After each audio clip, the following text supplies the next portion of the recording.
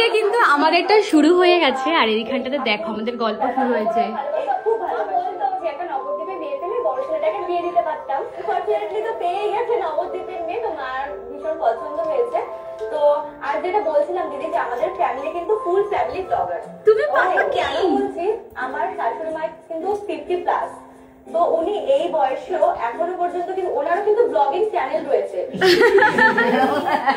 এই যে মা বাবা